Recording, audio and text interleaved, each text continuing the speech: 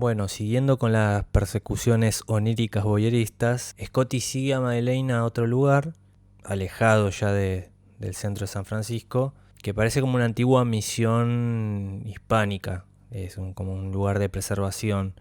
Hay una iglesia, un establo, un cementerio.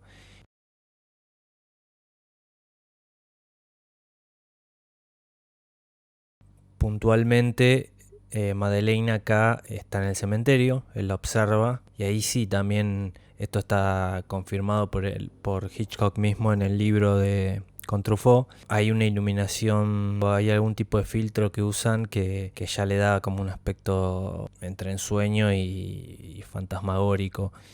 No es luz día normal. Bueno, él lo observa desde lejos, deja que se vaya y cuando se va se acerca a la tumba que estaba contemplando Madeleine. Obviamente era la tumba de Carlota Valdés. Decía que murió en 1857. Recordemos que ya le había adelantado algo de esta información Elster a Scotty. Le había dicho que ella parecía poseída por alguien del pasado. De hecho, el ramo de flores que compró en la florería de la que hablamos antes era uno que vamos a ver en la siguiente escena, que es en un museo, donde hay un cuadro bastante grande de Carlota Valdés y que Madeleine está contemplando de manera casi inerte. Y Scotty observa desde lejos y ve que Carlota tiene ese ramo, también tiene un colgante con unas piedras preciosas rojas y ve que tiene Carlota, porque es la primera vez que la ve a Carlota, tiene un peinado que culmina en una especie de espiral. La cámara nos muestra que él observa también a Madeleine y Madeleine también tiene ese mismo peinado. Entonces ahí vemos más de la obsesión de Madeleine por Carlota Valdés.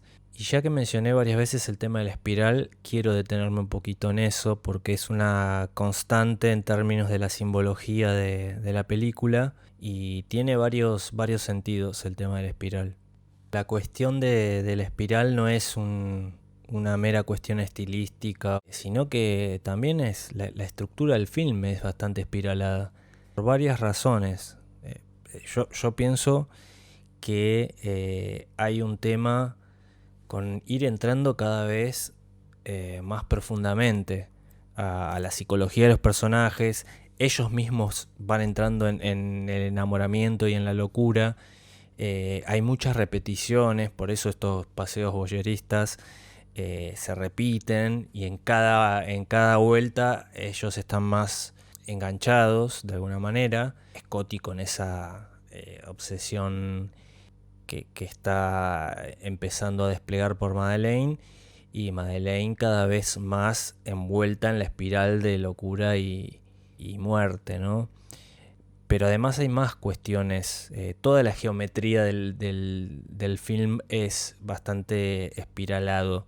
Esto lo dice también Donald Spoto en su libro, el que mencioné antes. Incluso hay muchos, más sobre el final, vamos a ver que hay muchos movimientos de cámara circulares. O sea, la cámara gira, hay una escena muy especial de la cual después vamos a hablar, que gira la cámara 360. Todo tiene como una... Si bien las persecuciones son lentas, no hay algo vertiginoso en eso, van recorriendo San Francisco, que es una ciudad como bastante vertical, la van recorriendo, van descendiendo, van en espiral, básicamente, ¿no? Entonces, el concepto de espiral es por un lado estilístico, por el otro simbólico, por el otro estructural en cuanto a la trama, y por el otro lado también en cuanto a lo psicológico, porque vamos entrando cada vez más profundo y cada vez más cerca del abismo. Entonces el tema espiralado en Vértigo es muy importante.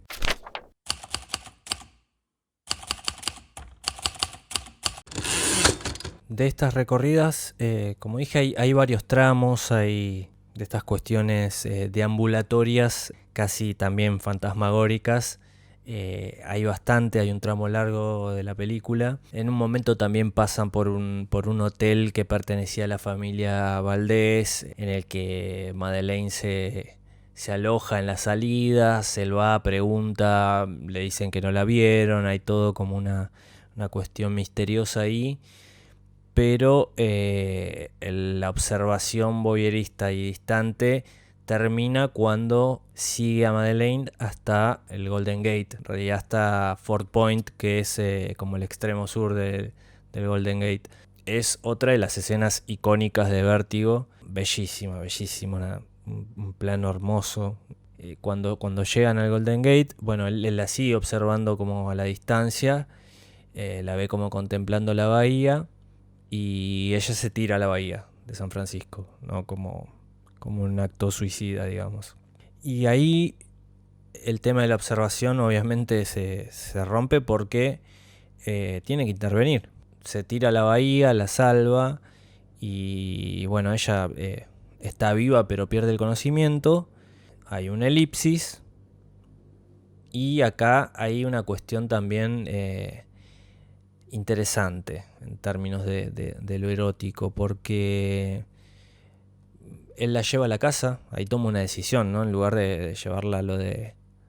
O sea, él sabía dónde vivía Madeleine, o al menos podía contactar a Elster, pero decide llevarla a la casa. Nosotros volvemos a verlos luego de la elipsis. Ella está en la cama, evidentemente sin ropa porque la ropa está mojada y se está secando. Nos muestra eso Hitchcock, que la ropa está ahí secándose. Y lo vemos a Scotty preparando el fuego, preparando un café.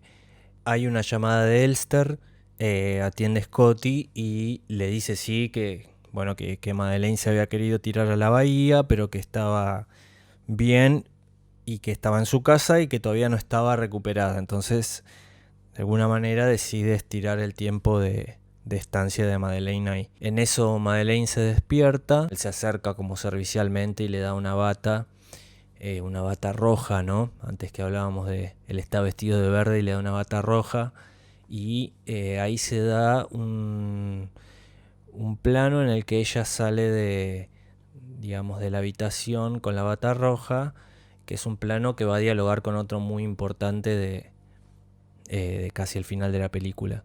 Ahí también vemos en la casa la cuestión del color rojo, del verde, esas composiciones de las que hablábamos.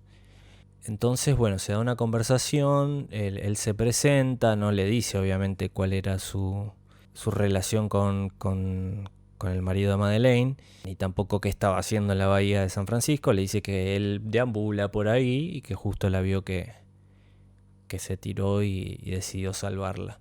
Ya ahí hay algo explícitamente de atracción mutua, se ve, pero él está como ahí, no te vayas, no te vayas, no te vayas. Vuelve a llamar a Gavin Elster y cuando él va a atender le vuelve a decir no, todavía está acá, todavía no se recuperó. Cuando vuelve al otro ambiente, Madeleine ya no está. Se cambió, dejó la bata y se fue. Desapareció cual fantasma.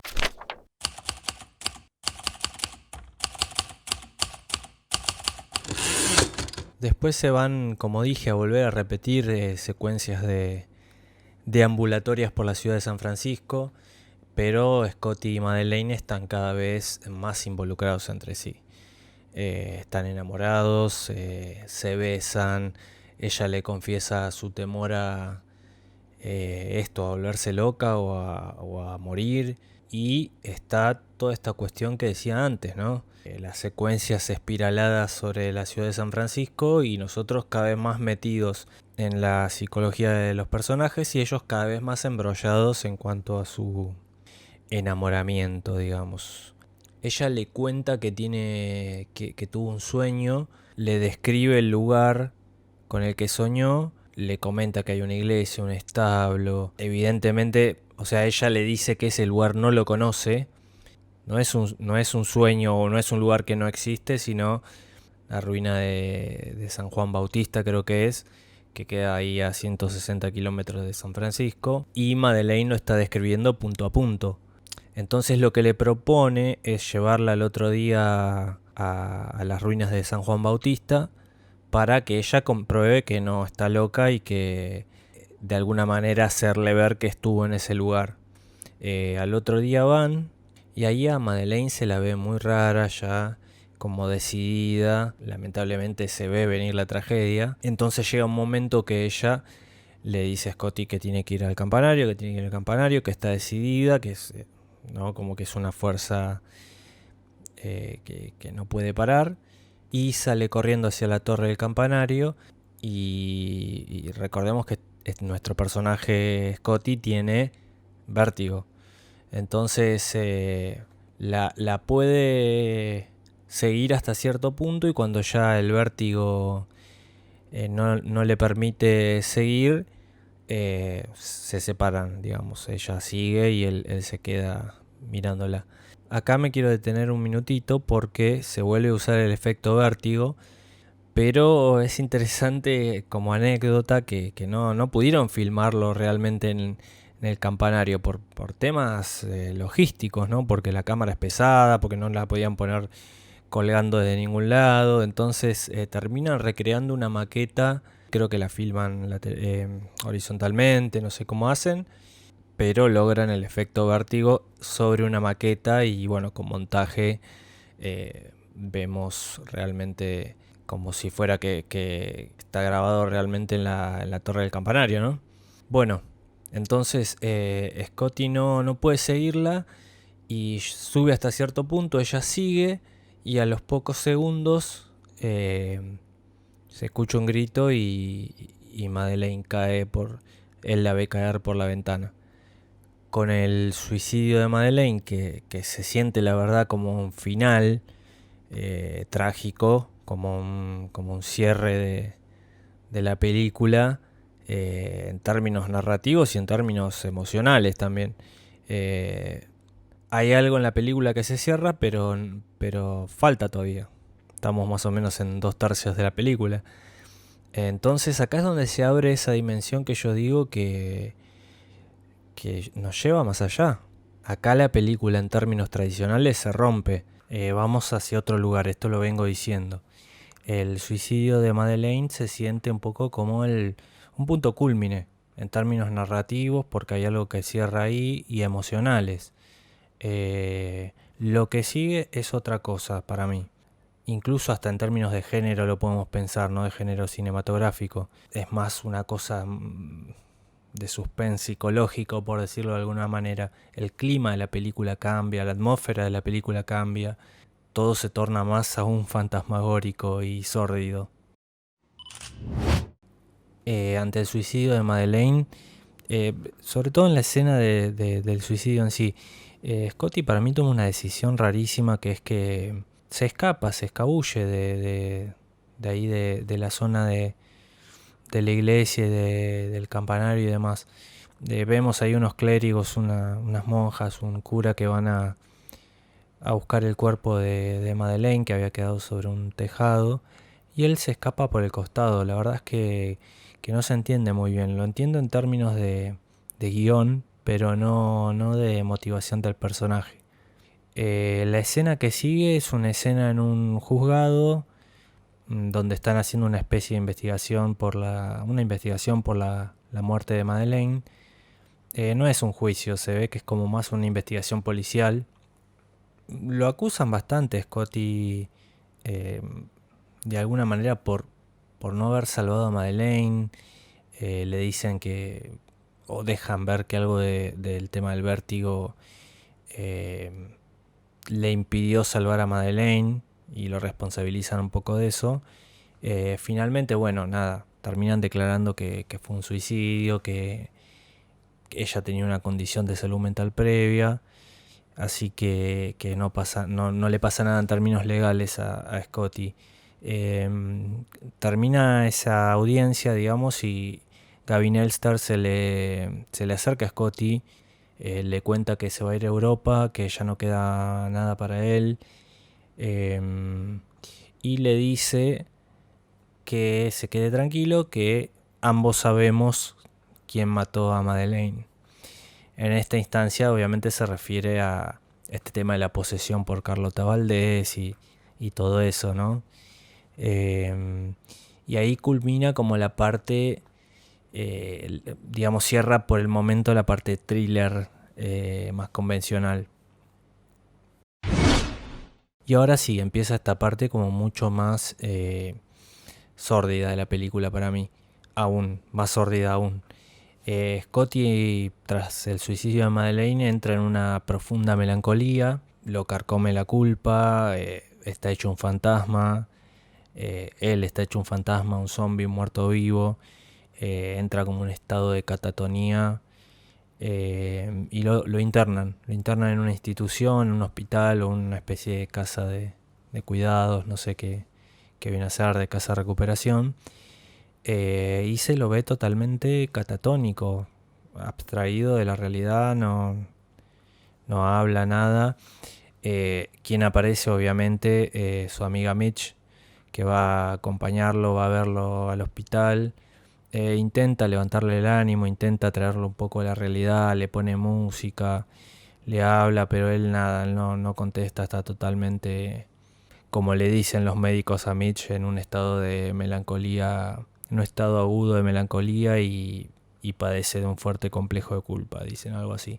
Mitch agrega el dato al médico de que la chica que murió, de que él estaba enamorado de la chica que murió y de que aún lo está, ¿no? No lo puede sacar de ese estado.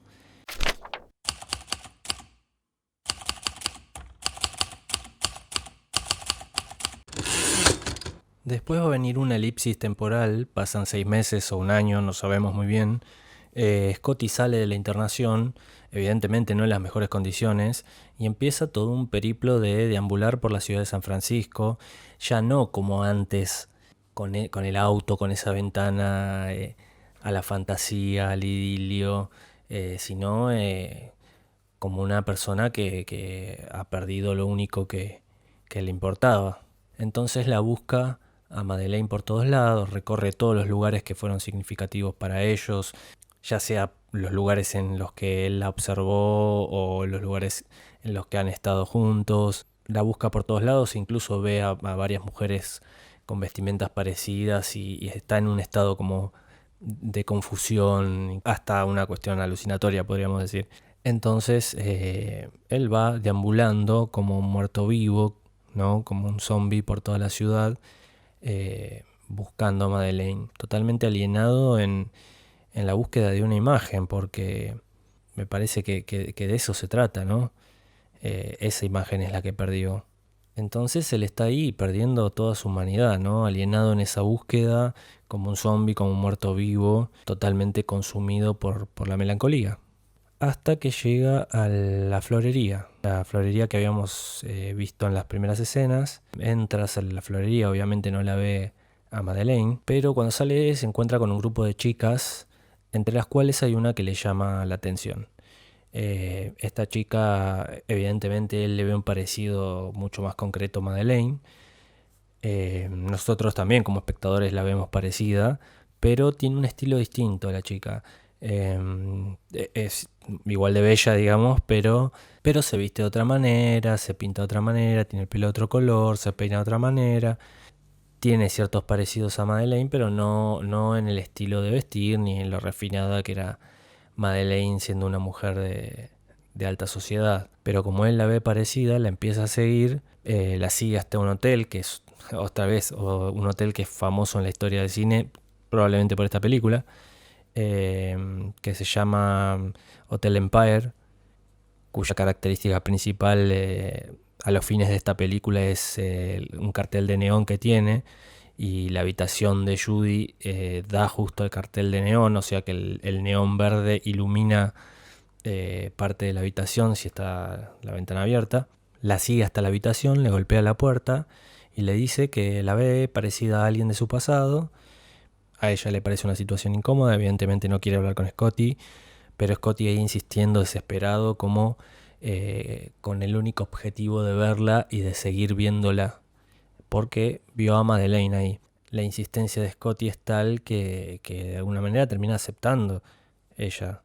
Después vamos a ver por qué es que acepta. O sea, el que conoce la trama el giro de guión no le va a parecer una sorpresa, ¿no? Pero bueno, en esta primera instancia parece que ella acepta un poco a regañadientes eh, por esta insistencia obsesiva de Scotty. Incluso hay algunas cuestiones llamativas e interesantes. Una de ellas es que a mí me gusta mucho la actuación de James Stewart en este momento porque cuando la mira a Judy, todo el tiempo parece que está mirando aún más allá, a como una mirada trascendente, como si no la estuviera viendo a ella, sino que estuviera viendo a alguien que está eh, a la distancia, ¿no? Y bueno, un poco es así. Es una metáfora de lo que está sucediendo. Él está viendo a Madeleine y no está viendo a la mujer real otra vez, ¿no? Así como mencionaba antes lo de Mitch, que él no la veía como una mujer, al menos en términos eróticos. Acá lo que ve es un reflejo, una reminiscencia distante, pero es de lo único que puede aferrarse en ese momento. Me quiero detener un poco en la escena del Empire Hotel, en la que vemos a Judy de perfil, a contraluz, con la luz de neón y ella totalmente en penumbras. Primero que es una escena, como ya dije, de varias bellísima, archi conocida en la historia del cine también, imitada muchas veces, pero es una escena que tiene una carga narrativa importantísima, porque otra vez, primero el perfil, la parcialidad, ¿no? Dialoga con el perfil de Madeleine en Ernest, dialoga con la cuestión del reflejo, de la sombra. Lo que vemos acá es la sombra de Madeleine aplastando a esta mujer real que es Judy, ¿no? Todo a los ojos de Scotty, ¿no? El punto de vista de la película se construye a partir de Scotty. O sea, nosotros vemos la realidad diegética a través de Scotty. Y justamente de eso quiero hablarles, porque acá Hitchcock tomó una decisión narrativa importantísima que incluso lo distancia de cómo está organizada la novela en la que se basa Vértigo, ¿no? La novela de Entre los Muertos, porque esta parte la manejan distinto. Hitchcock acá decide romper el punto de vista, primero y principal, como decía antes, o sea, toda la película se construyó a partir del punto de vista de Scotty y acá es la primera vez que eso se rompe. ¿Por qué? Porque él se va del hotel, de la habitación del Hotel Empire y la cámara no lo sigue, que es lo que venía pasando en toda la película, ¿no? La cámara está con él básicamente. Se queda con Judy. Y ahí Judy nos va a revelar la verdad, ¿no? La verdad de los hechos, la verdad que se veía venir. Judy y Madeleine son la misma persona, obviamente. Al menos Judy y la Madeleine que nosotros vimos, que tampoco era la Madeleine real, ¿no? Vemos un flashback de Judy en el que nos cuentan los verdaderos hechos que habíamos visto en la parte anterior de la película. O sea, toda la cuestión de la misión de San Juan, del supuesto suicidio de Madeleine, era nada más y nada menos que un plan de Gavin Elster para asesinar a su esposa, a la verdadera Madeleine. Gavin Elster buscó a Judy evidentemente por su parecido. A ver, nosotros ya vimos el parecido, pero hay que aclarar que tanto a Judy como a Madeleine las interpreta la misma actriz, ¿no? Kim Novak, que lo hace muy bien otra vez, ¿no? Esto lo destaca Truffaut también. Muy a pesar de Hitchcock, el doble papel está muy bien interpretado por Kim Novak. Entonces, en el flashback lo que se ve es toda la maquinación y el plan de Gavin Elster para asesinar a su esposa. Lo que sucedió en la escena del suicidio de Madeleine en las ruinas de San Juan Bautista es que Gavin Elster ya tenía preparado una escena que sabía que no podía fallar en teoría por el vértigo de Scotty. Él contaba con que Scotty no iba a llegar al final del campanario y Elster estaba ahí con la verdadera Madeleine asesinada, entiendo yo. Entonces el cuerpo que ve caer Scotty mientras está con esta cuestión del vértigo es el cuerpo de la verdadera Madeleine.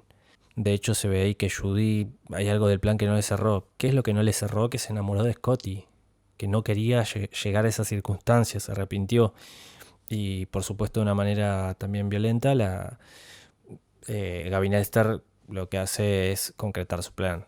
Le tapa la boca a Judy, no la deja gritar ni nada y tira por por la ventana a la verdadera Madeleine. Entonces, bueno, lo que sospechábamos, Judy y Madeleine son la misma persona, en realidad siempre fue Judy.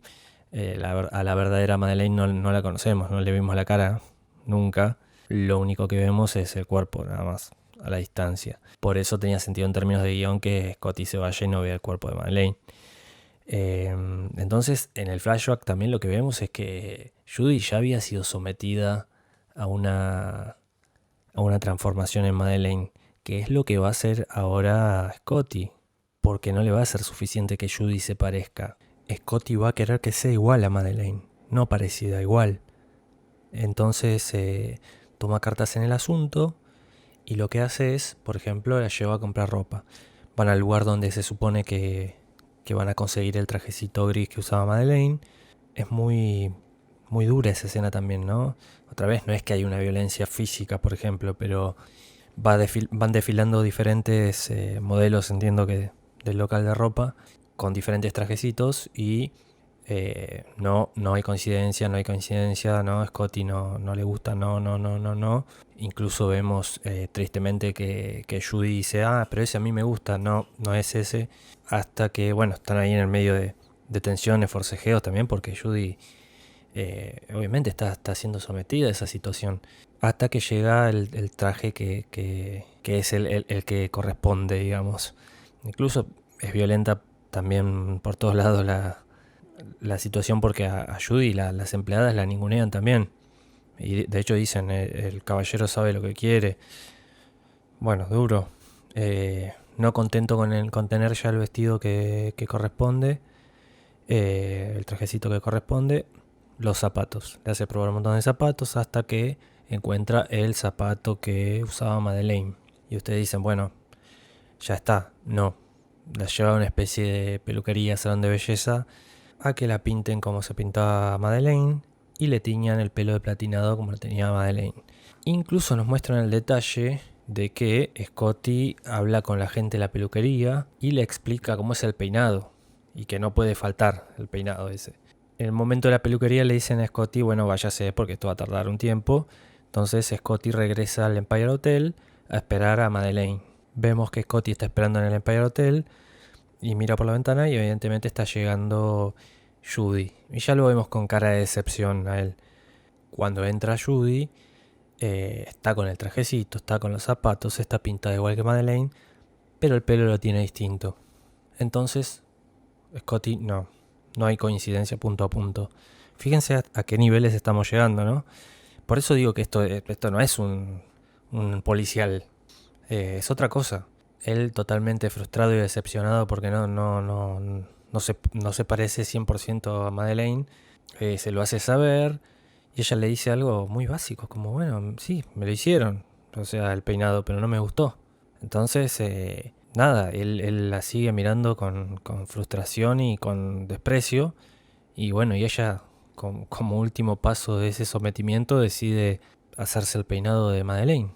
Entonces ahí es donde entra al baño y cuando sale se da una de las escenas, otra vez lo dije 20 veces esto, pero esta sí es realmente una de las escenas más importantes de la historia del cine.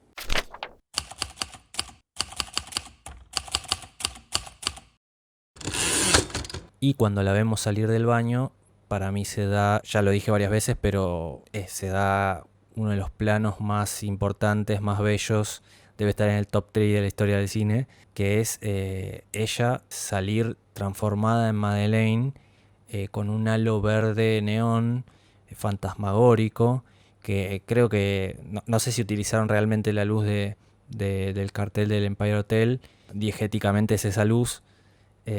Supongo yo que lo habrán hecho también con filtros o en un estudio, pero la vemos salir a ella como un fantasma realmente. Y a medida que va avanzando se va transformando en una mujer real. Aunque mujer real es digamos un decir, porque esa mujer real, Judy, está totalmente mortificada, ¿no? Está aplastada por el peso del fantasma, por el peso de la imagen. Y lo que vemos en el contraplano es una cara de satisfacción bastante sórdida en Scotty, ¿no? Porque logró transformar punto a punto, logró la coincidencia perfecta entre el ideal y la mujer real en términos de esa imagen, ¿no? Después también viene un momento bastante icónico que es la concreción del erotismo entre ellos, representado a través de un beso. Se dan un beso apasionado y la cámara gira 360 alrededor de ellos y el escenario va cambiando, no es ya solamente el fondo de la habitación del Hotel Empire, sino que vamos a ver partes de la misión hispánica, el establo, vamos a ver que va cambiando ese fondo, seguramente en términos técnicos hecho con retroproyección, o sea, con algún tipo de pantalla de fondo, pero muy lograda, la verdad que muy lograda para su tiempo, digamos, técnicamente.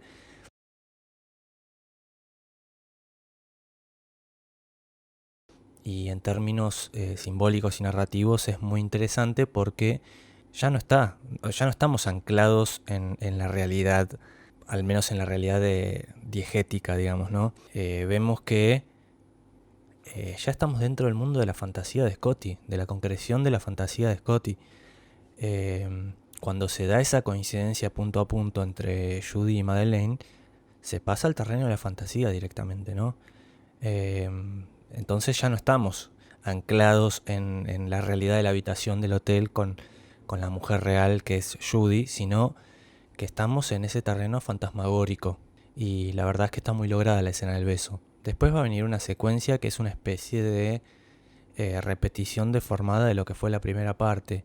Es como una especie de reflejo en un espejo roto de lo que fue la primera parte, de lo que fueron los momentos por ahí más icónicos del amor breve pero intenso entre Scott y Madeleine.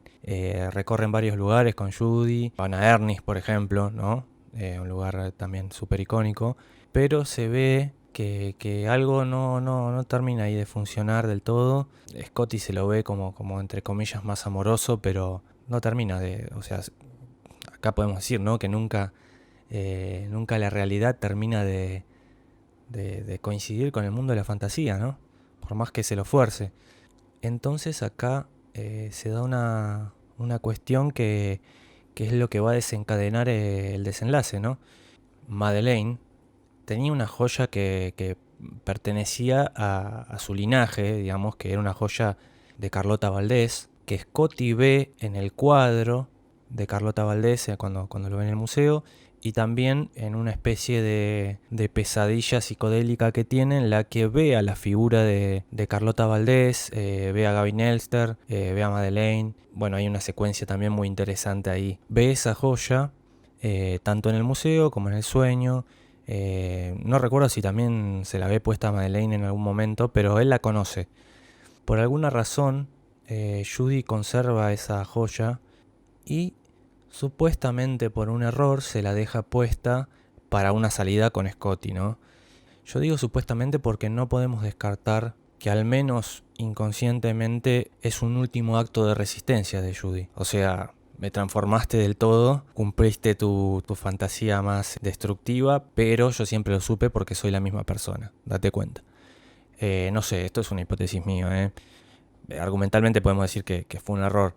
Entonces, bueno, se deja puesta esa joya que pertenecía a Madeleine, y con esto Scotty ya se da cuenta de toda la farsa, ¿no? Quizás lo venía sospechando, pero con esto se da cuenta que es la misma persona. Entonces acá llega un poco el desenlace de la película. Scotty, al darse cuenta, lo que hace es un acto de mayor violencia aún, y acá viene un poco algo de esa violencia explícita que yo decía, ¿no? Porque la lleva a Judy nuevamente al sitio de la misión hispánica, o sea, donde se había suicidado supuestamente Madeleine. La lleva de manera totalmente forzosa, incluso vemos momentos en que la fuerza físicamente, con la intención supuestamente de completar lo que no pudo hacer. No queda muy explicitado qué es lo que quiere completar. Uno podría decir, bueno, completar esa escalera, digamos el ascenso, que es lo que no pudo por su vértigo. Pero bueno, yo diría más bien completar su descenso al abismo, ¿no? Entonces, bueno, la lleva forzada a Judy de nuevo al sitio de la misión hispánica y la lleva, prácticamente la arrastra a subir esas escaleras, a subir al campanario. En todo el trayecto le va reclamando y le va diciendo que obviamente sabe del plan, que por qué lo hizo, ¿no? Como hay una especie de reclamo sobre todo eso, la interroga violentamente sobre cuál había sido la motivación, si no me acuerdo si le dice si fue por plata, si te enamoraste de él o si eras el amante. Bueno, cuestiones que realmente ahí la violencia es explícita.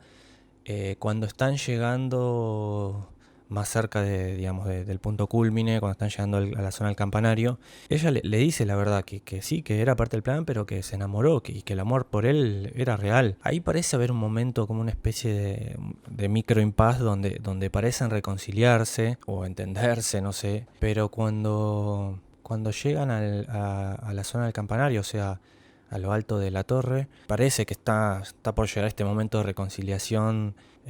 Finalmente hay una situación inesperada, que es que aparece una monja de una manera bastante fantasmagórica. Realmente da miedo. Eh, Parece una escena casi de terror. Aparece una monja de la nada, en la oscuridad. Y bueno, y ahí la tragedia final, que es que con la aparición de esta monja, que había ido ahí supuestamente porque escuchó ruido, Judy se asusta y se cae. Entonces ahí está como el tinte trágico, ¿no? De esto. Para ella principalmente, para él también, porque se vuelve a repetir la escena, en este caso primero como farsa y después como tragedia. Pero bueno, esta repetición trágica es lo que cierra la película. En realidad el último plano es Scotty observando al vacío, ¿no? Eh, Algunos analistas dicen que es el momento en el que supera su vértigo, otros dicen que es el momento en el que gana el deseo de tirarse más que el miedo a caerse. Eh, Sería argumentalmente coherente que Scotty también ahí se tire, ¿no? Y se suicide, pero no nos deja, digamos, abierto el director acá el final. No sabemos qué pasa, ahí termina la película. Bueno, llegado al final, esto, ¿no?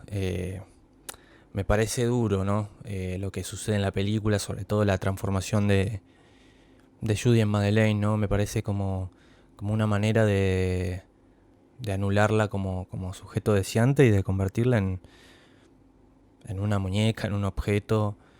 Realmente es duro.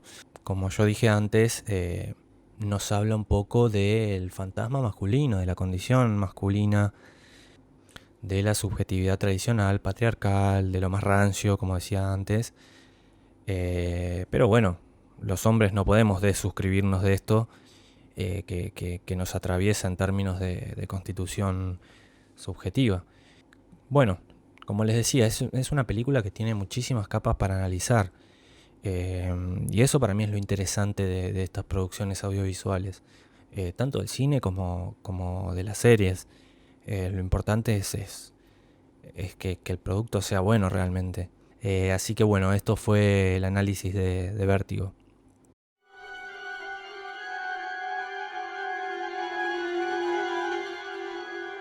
Hace un tiempo descubrí que hay una película argentina.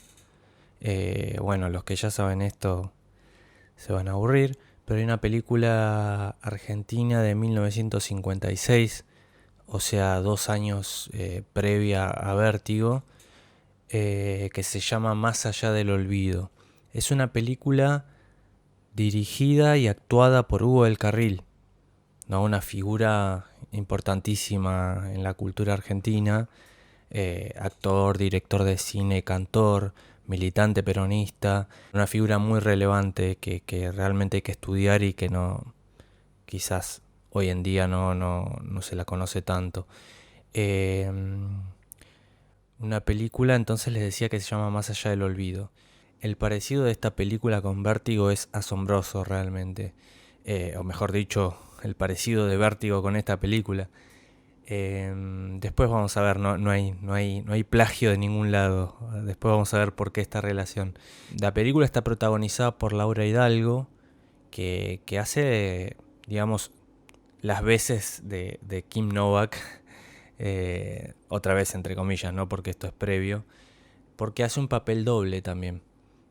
Hugo del Carril interpreta a un aristócrata argentino digamos, un hombre de clase alta, acaudalado, que pierde a su mujer y después conoce a una mujer muy parecida, también interpretada por Laura Hidalgo, y intenta hacer esa transformación y ese reemplazo. Eh, Realmente sorprendente el parecido de la trama. Porque les decía que esto tiene una explicación, que no es que haya un plagio, bueno, al menos que yo sepa. No voy a profundizar tanto en Más allá del olvido porque no es el lugar. Además es una película que merecería su propio video. Hay mucha gente, hay muchos videos en YouTube también que hablan de esta comparativa entre Vértigo y Más allá del olvido. Se los recomiendo. Hay mucha gente que sabe de cine de verdad, que habla de esto, como por ejemplo Ángel Fareta, que creo que, si no me equivoco, ha dicho que es la mejor película argentina de todos los tiempos, Más allá del olvido. Y la verdad que hay que escucharlo. Les decía que esto no es casualidad porque, a ver, Hitchcock, antes de Vértigo, muchísimo antes, en 1940, saca una película que se llama Rebeca. Un peliculón, otra película que merece su propio video. Es la primera película de Hitchcock de lo que se le llama el periodo estadounidense, ¿no? Está como el periodo inglés y el periodo estadounidense. El periodo inglés es previo. En 1940 graba entonces su primera película estadounidense, en asociación con Selnick, que era un productor inmenso de esa época. Una asociación que no duró mucho, entiendo que había un tema de fuerte de egos ahí. No sé, no estoy tan al tanto, pero la primera película que hacen es Rebeca. Rebeca también tiene algo, digamos, hay una comunidad temática entre Rebeca, Más allá del olvido y Vértigo. Yo diría que Más allá del olvido es como una especie de eslabón perdido entre Rebeca y Vértigo. En términos de forma y estética, Más allá del olvido se parece mucho más a Rebeca. No solo por el blanco y negro, por un montón de cosas, ¿no? Por cómo se representa el aplastamiento de la figura de la protagonista por esa sombra del pasado, por ese fantasma del pasado. En ese sentido, quizás Más allá del olvido es más parecido a Rebeca. Probablemente Hugo del Carril y los guionistas hayan visto Rebeca o hayan leído el material que... porque Rebeca también se basa en una novela. Entonces, digo, no es casualidad este parecido.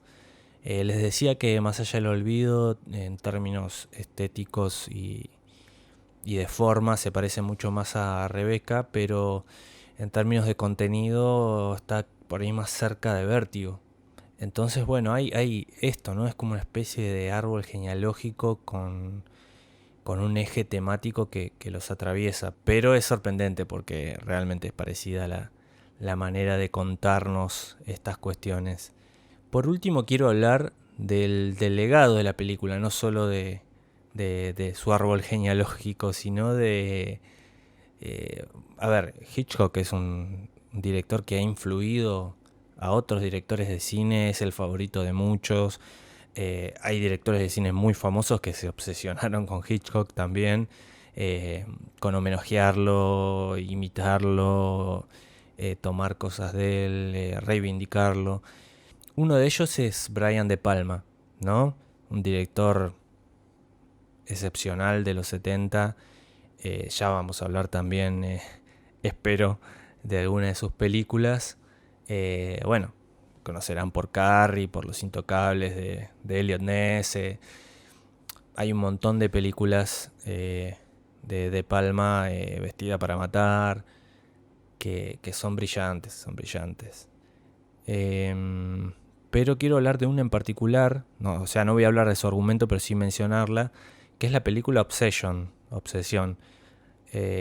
Es directamente un homenaje a Vértigo, deliberado, consciente, no un plagio, sino un homenaje fuerte a Vértigo.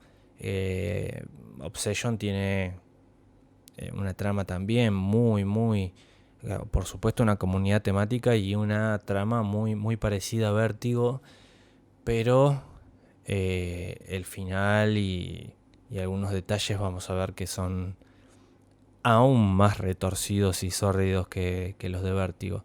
No voy a hablar mucho más de esta película. Es buena, a mí me gustó mucho. Por supuesto que hay que verla sabiendo que es una película que hace un homenaje deliberado a Vértigo. Así que bueno, también la recomiendo.